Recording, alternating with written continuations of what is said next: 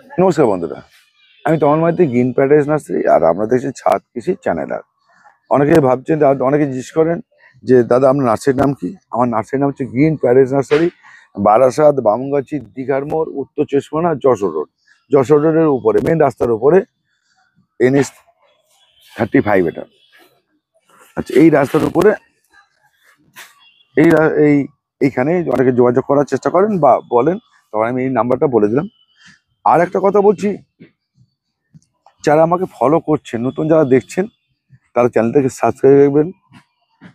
আর আমার কাছে মনে রাখবেন যে চটকদারি আপনাদের গাছ দেখিয়ে দেবো, সেই আশা করে যদি ভিডিও দেখেন তাহলে পাবেন না। আমার কাছে গাছ দেখতে গেলে ধৈর্য ধরে দেখতে হবে এবং সময় নিয়ে দেখতে হবে, তবেই আপনি এটা বুঝতে পারবেন।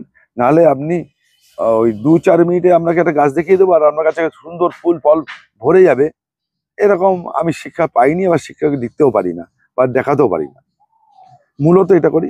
আপনারা যারা চন্দ্রমল্লিকা বলছি, আপনাকে এই যে পিটুনিয়া করেছেন ছোট গাছ থেকে, ঠিক আছে, এরা কি করছেন, আপনারা অনেকে বলছে, অনেকেই করছেন, কিন্তু আপনাকে একটা কথা বলে রাখি, পিটুনিয়া গাছ যদি বড় হয়ে যায়, সেইটা যদি ফাইনাল পটিং বা অন্য টপিং করে, তার রেজাল্ট ভালো হবে না, গাছ ঝিমাবে এবং গাছ আর রেজাল্ট দেবে না।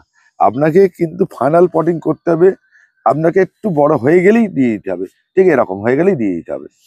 এর থেকে বেশি বড় হয়ে গেলে কিন্তু আর গাছকে রিপোর্টিং করে লাভ হবে না। আপনাকে আমি আর বারো বলেছি যে আমি প্রতিবারে তো আর বলতে পারবো না মাটি কিভাবে তৈরি করেছি, এটা সম্ভব না। মাটি তৈরি করার একটা প্রসেস আছে, সেই প্রসেসে মাটি তৈরি করা, এই বস্তা ভর্তি করা আছে আমার, দেখে দিন গত বছরে করা এটা। সেই বস্তা থেকে মাটি নিয়ে আমি এই বসাচ্ছি ফাইনাল পটিং করে। এই গাছটা কিন্তু আমি আর ফাইনাল পটিং করে দেবো। আমি বলছি শীতের ফুলকে বারবার বলছি, শুধু জাস্ট একটু বড় করেই আমরা ফাইনাল পটিং করবেন। এবার দেখুন, এই গাছকে, পিটুনিয়া গাছকে আপনারা খুব বেশি ডেপ তলা গাছে টবে বসাবেন না। এর শেকড় দেখুন সাইডে যায়, এই শেকড় কিন্তু ছড়িয়ে পড়ে, নিচের দিকে যায় না। আমি আপনাদের তুলে তুলে দেখাচ্ছি, এ দেখুন সাইডে কতটা শেকড় দেখুন জমাট করেছে, কিন্তু এর নিচের দিকে শেকড় হয় না।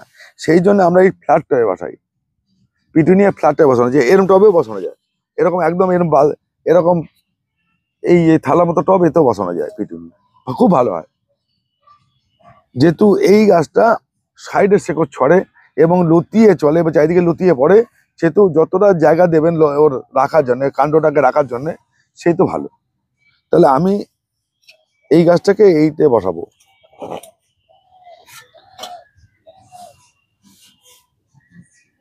এই দেখুন এরকম বসিয়ে দেবো,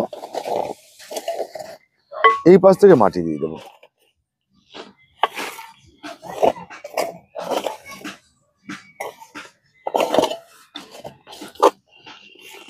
আমি আর রেডি কিছু গাছ হয়েছে, সেটা দেখাচ্ছি আমি আপনাদের। আচ্ছা, পিটুনিয়া গাছে একটা সুবিধা বলুন অসুবিধা বলুন, এই ছোট গাছেই ফুল এসে যায়। এই ছোট গাছে দেখুন, এই যে আমরা কি করব, এই কুঁড়িটাকে, এইটাকে, এই যে পাতাটাকে এটা কেটে দেবো, এরকম কেটে ফেলে দেবো। এই যে ব্রাঞ্চগুলো বেরোচ্ছে, এই যে ব্রাঞ্চগুলো বেরোচ্ছে, এই ব্রাঞ্চগুলোই আস্তে আস্তে ছড়াবে। আবার আবার ফুল কাটবেন।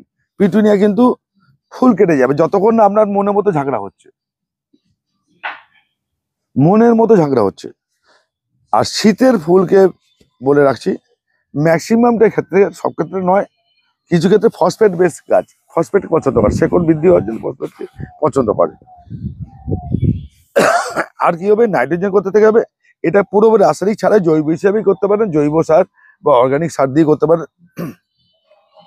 আপনার এটা খোলের জল খুব ভালো ব্যবহার করতে পারেন, খোলে খুব কাজে লাগে। খোলের জল দেবেন সপ্তাহে একদিন, তার সঙ্গে কি করবেন, ভাতের ফ্যান একটু মিশিয়ে নেবেন। আর হচ্ছে ডিএপি, এই ডিএপি কিন্তু প্রথম দিকে ব্যবহার করবেন, পরবর্তীকালে আবার 10-26-এ চলে যাবে। আর পটাশ ব্যবহার করবেন। এবার ব্যবহারের নিয়মটা বলে রাখি, 100 গ্রাম খোল, 100 গ্রাম ডিএপি, 2 লিটার ভাতের ফ্যান, 8 লিটার এমনি জল, প্লেন জল মিশিয়ে নেবেন, মিশিয়ে 4 দিন পচিয়ে নেবেন, সেই জলটাকে খাওয়াবেন। এবার এর থেকে কমে আমি বলতে পারবো না, কারণ আমার বাগানে প্রচুর হয়, তো আমি সেই জন্য বললাম, এই রেশিওটা বলে দিলাম আপনাকে। এইটা কিন্তু আমরা সপ্তাহে একদিন করে দিয়ে যাবেন, সপ্তাহে একদিন করে দিয়ে যাবেন। 15 দিন অন্তর লাল পটাশ, এমওপি লাল পটাশ এরকম করে ছড়িয়ে দেবেন, 2 গ্রাম 1 গ্রাম করে ছড়িয়ে দেবেন চারিদিকে।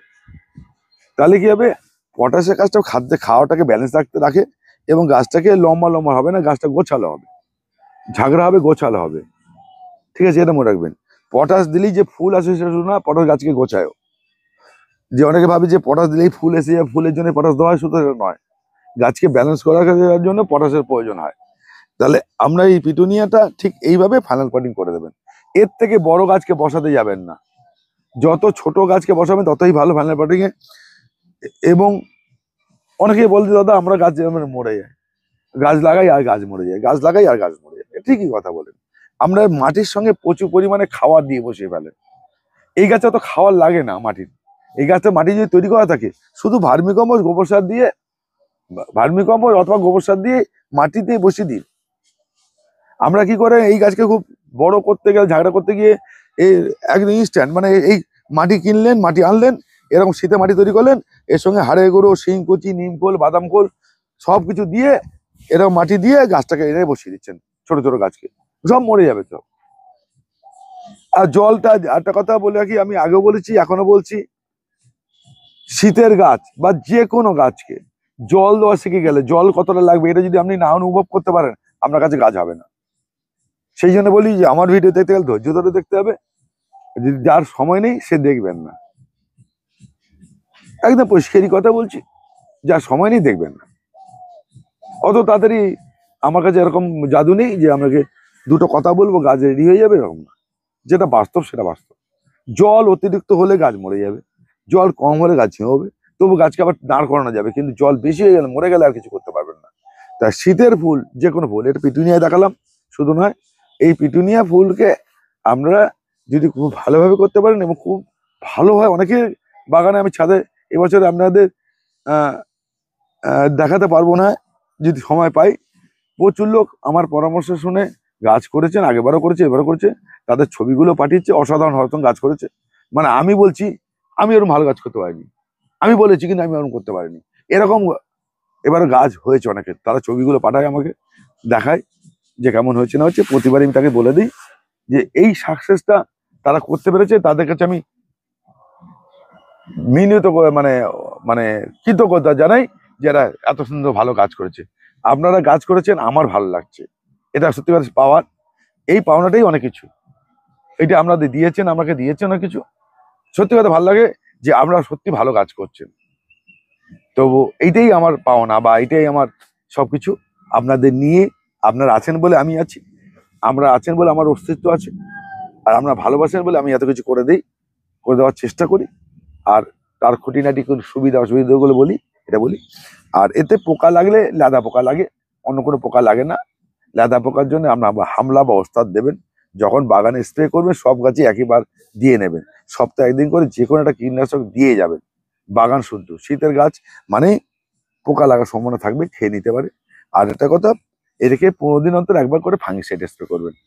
মানে শীতের গাছ তো এটা খুব, কলকা পাতাও খুব তাদের পছন্দ লাগে অনেক সময়, এই ফাঙ্গিসাইডটা স্প্রে করে যাবেন 15 দিনে একবার, যে কোনো সাব হোক, ব্যাবিস্টিন হোক, অ্যামিস্টার টপ হোক, তাও রিডোমিন গোল হোক, এরকম যা দিয়ে যাবেন।